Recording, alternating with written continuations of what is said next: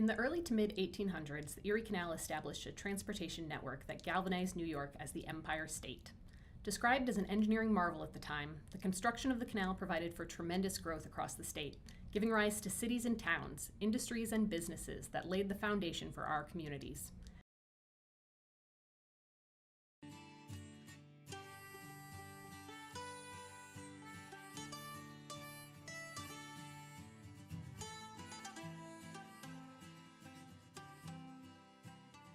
Today, remnants of the Erie Canal's infrastructure in central New York remain hidden from view.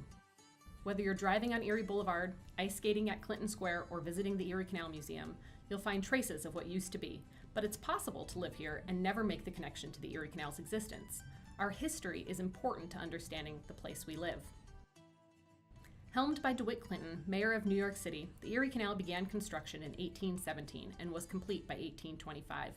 It was subject to further expansion, first as the enlarged canal from 1836 to 1862, and again as the Erie Barge Canal from 1884 to 1918.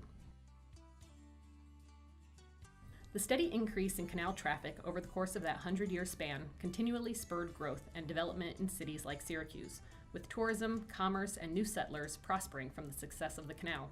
However, with the transition to the Erie Barge Canal, the primary path of travel was routed towards the Seneca River.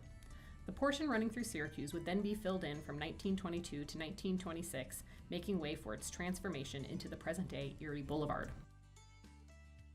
As a historic site, the Erie Canal is unique.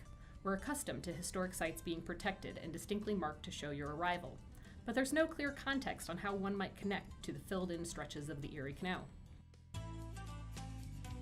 The corridor is simply not legible to many nearby residents, everyday commuters, or tourists. The changing landscape of central New York has hidden our past, only leaving subtle traces in our road networks and nomenclature.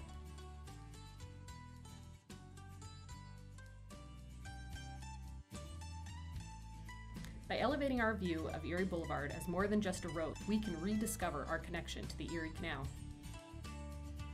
New York has thrived because of the activity and exchange of ideas on the canal.